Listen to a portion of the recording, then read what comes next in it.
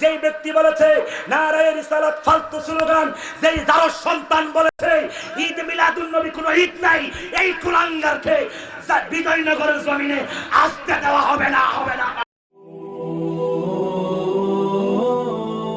Fahim HD media, আহলে সুন্নাত ওয়াল জামাতি, মুক্তির পথ।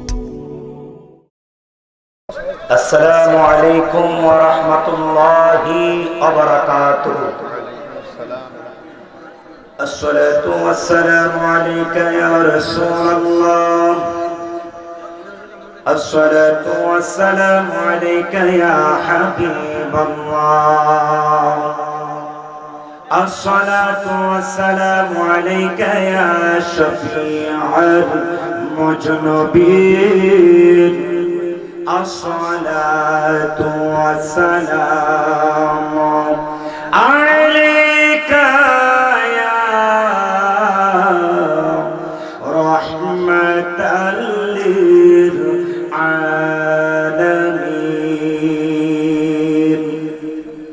আলহামদুলিল্লাহ, আলহামদুলিল্লাহি হামদাশ শাকিরিন ওয়া সালাতু ওয়া সালাম আশরাফিল আমবিয়া'i ওয়াল মুরসালিন ওয়া আলা আলিহি ওয়া আসহাবিহি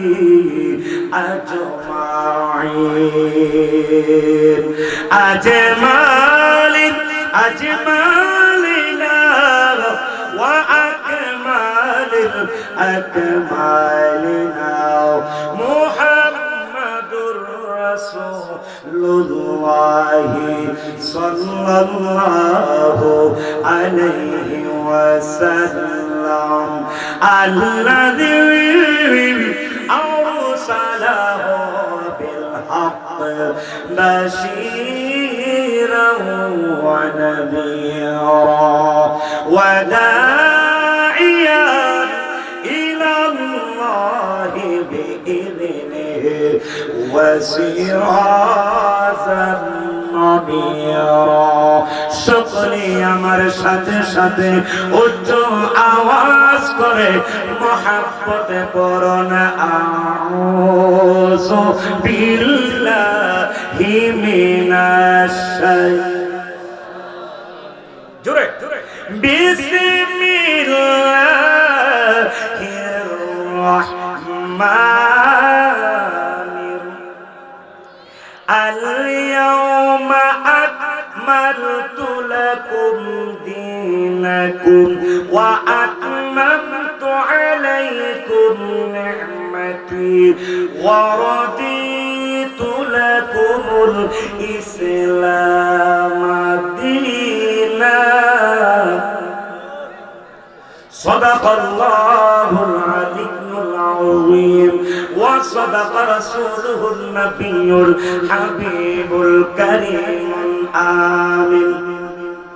قال النبي صلى الله عليه وسلم لا يؤمن أحدكم حتى أكون أحب إليه من والده وولده والناس أجمعين متفق عليه أو كما قال عليه الصلاة والسلام। সকলে আওয়াজ করে মুহাব্বতে বলেন সুবহানাল্লাহ, আরো বড় করে বলেন আল্লাহু আকবার। হে আমার বাবা জিরা রে, ও কলিজার টুকরা যুবকের দলেরা, জীবনে কোনোদিন নূর নবীকে সচক্ষে দেখি নাই, জীবনে কোনোদিন মদিনার নবীকে স্বপ্নেও দেখি নাই। এমন লোক আজকের সুন্নি কনফারেন্সে আছে গো, জীবনে কোনোদিন মক্কা মদিনা যাইতে পারেন নাই। একদিন ঘুমের ঘরে কাবার কাবা বাবার বাবা নবীকে দেখার খেয়াল করে ঈমানি কণ্ঠে আওয়াজ করে বলেন ইয়া রাসূলুল্লাহ।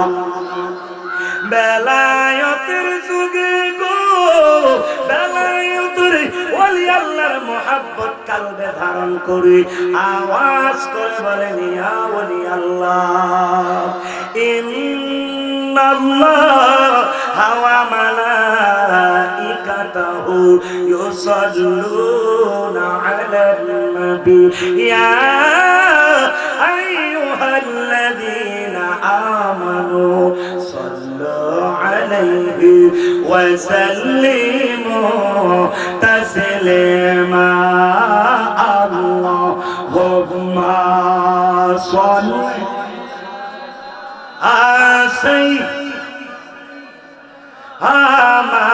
মাওলানা মুহাম্মাদ ওয়ালা জোরে সাইয়্যিদিনা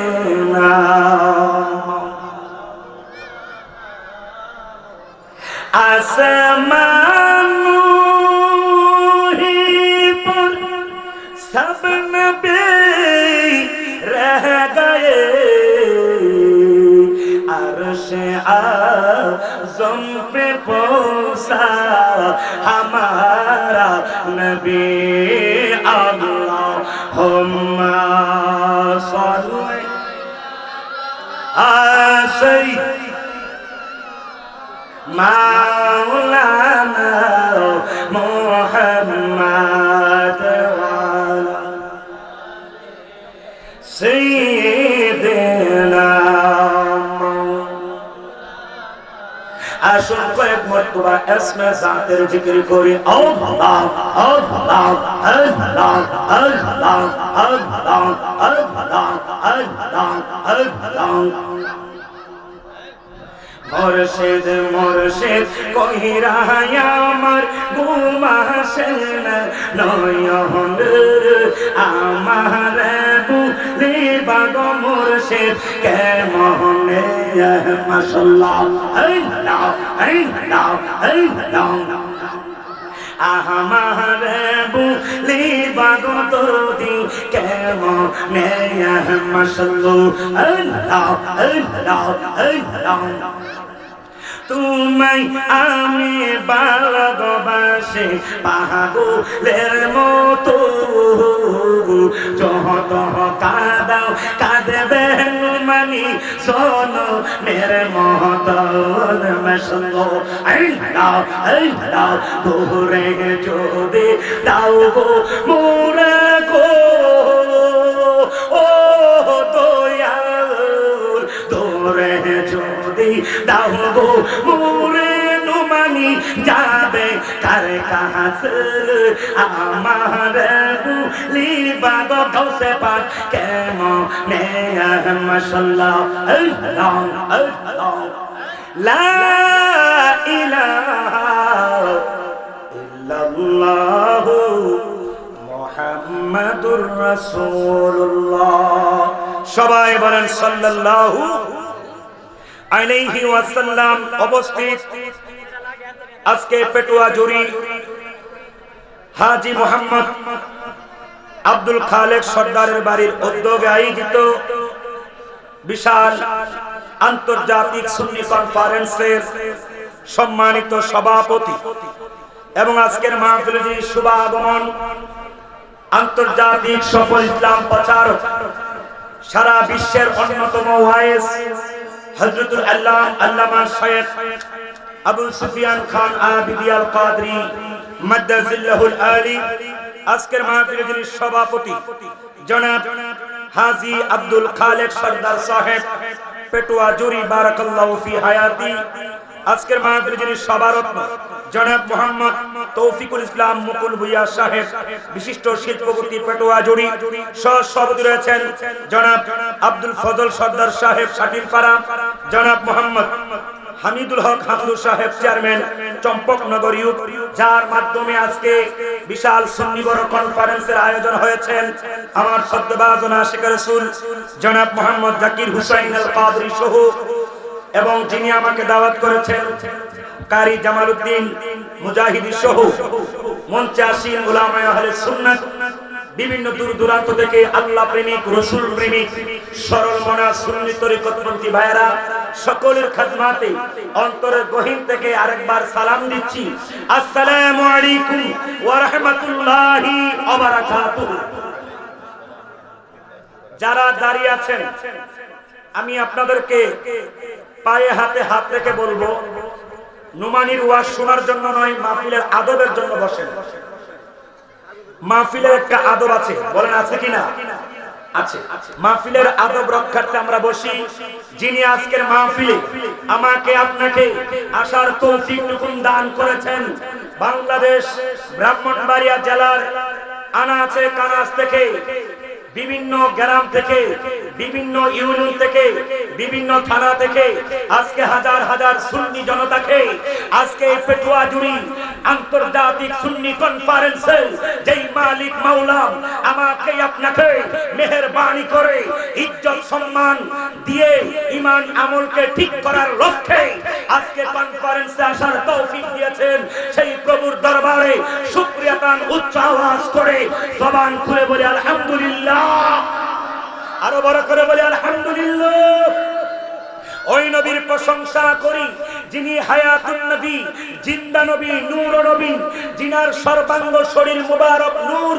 আজকে অনেকেই বলে নবীদের রূহ মুবারক নূর, দেহ মুবারক মাটি, কিন্তু নয়, আমার রাসূল এমন একজন রাসূল যার চুলের আগা মুবারক থেকে পায়ের তালা মুবারক পর্যন্ত আল্লাহ পাকের জাতি নূরের নূর জ্যোতি। সেই মদিনার রাসূলকে আরেকবার শুকরিয়া আদায় করে নবীকে সন্তুষ্ট করি, চিৎকার করে বলে আলহামদুলিল্লাহ। এবার বলেন আল্লাহু আকবার, বলেন ইয়া রাসূলুল্লাহ, বলেন ইয়া গাউসে পাক, বলেন ইয়া খাজা বাবা। আমাকে বিষয় দেওয়া হয়েছে, বান্দার হক, আমার উপরে আপনাদের কি হক আছে, আপনাদের উপরে আমার কি হক আছে। অন্যর হক মেরে নষ্ট করে খেলে কি হবে, হাসরের ময়দানে কি জবাবদিহি করতে হবে। একটা হচ্ছে হকুল্লাহ, আরেকটা হচ্ছে হকুল ইবাদ। একটা আল্লাহর হক, আরেকটা বান্দার হক। কথা বলেন ঠিক কিনা?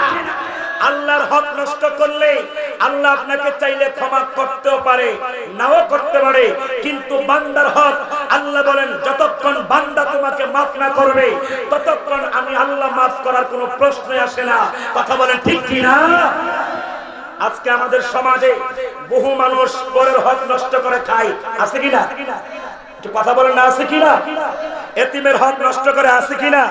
তাহলে বুঝতে হবে যারা পরের হক নষ্ট করে এদেরকে কাল কিয়ামতের ময়দানে আল্লাহর কাঠগড়ায় দাঁড়িয়ে জবাবদিহি করতে হবে। কথা বলেন ঠিক কিনা? তাই আমরা সবসময় খেয়াল রাখতে হবে আমাদের দ্বারা যেন কোনো মানুষের হক নষ্ট না হয়। কথা বলেন ঠিক কিনা? হাসরের ময়দানে আপনাকে যখন একটা ব্যক্তি দোষী সাব্যস্ত করবে তখন ওই দিন আপনার কোনো ঋণ পরিশোধ করার রাস্তা থাকবে না।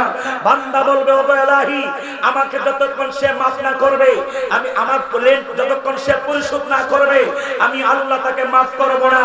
আল্লাহ বলবেন ঠিক আছে, তাহলে আমি একটা ব্যবস্থা করি। সেই ব্যবস্থাটা হচ্ছে তোমার যেই পরিমাণ সে হক নষ্ট করেছে সেই পরিমাণ নেক আমি তার আমল থেকে তোমাকে দিয়ে দিলাম।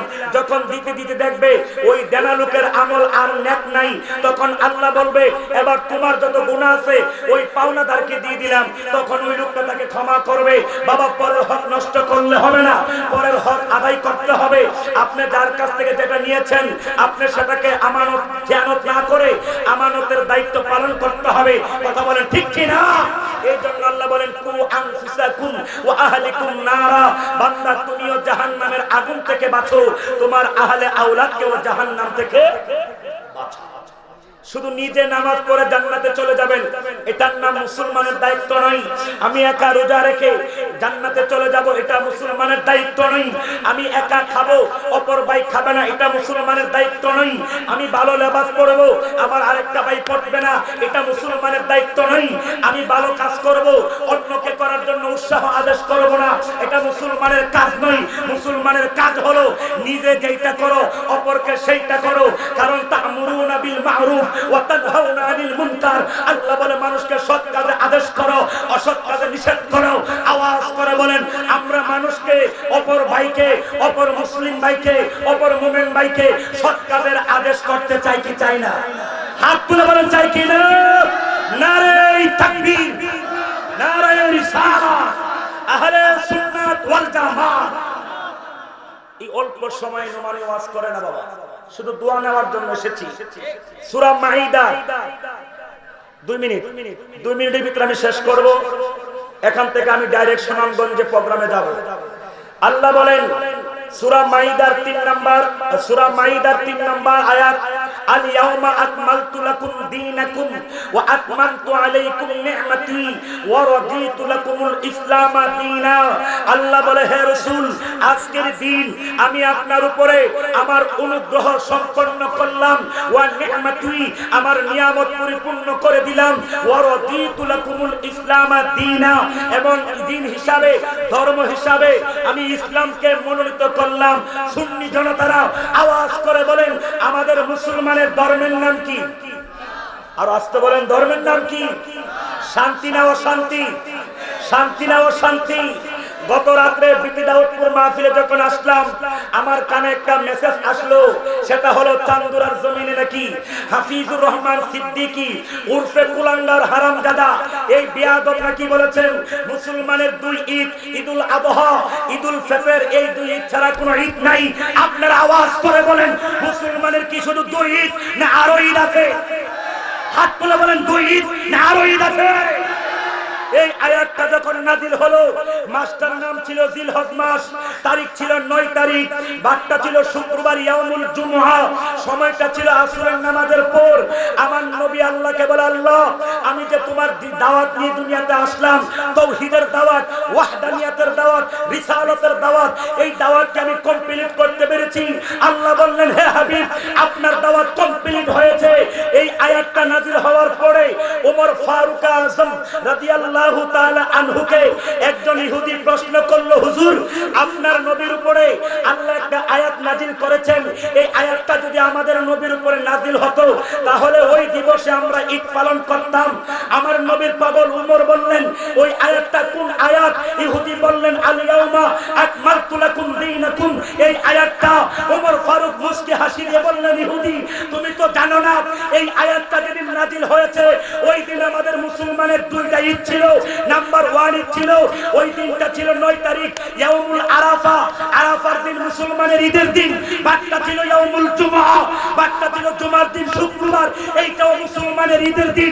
আওয়াজ করে বলেন জুমার দিন কিসের দিন? 9 জিলহজ আরাফার দিন কিসের দিন? তাহলে জিলহজের 9 তারিখ ঈদের দিন, জুমার দিন ঈদের দিন, ঈদুল ফিতর ঈদের দিন, ঈদুল আযহা ঈদের দিন, সমস্ত ঈদের সারা ঈদ। যেই ঈদ না হলে কোনো ঈদ হতো না, যেই ঈদ না হলে তুমি হাফিজুর রহমান হেলিকপ্টার দিয়ে আজকে ওয়াজে আসতে পারত না, ওই ঈদের নাম হচ্ছে ঈদ মিলাদুন নবী। চিৎকার করে বলো ঠিক না? হাত তুলে বলো ঠিক না?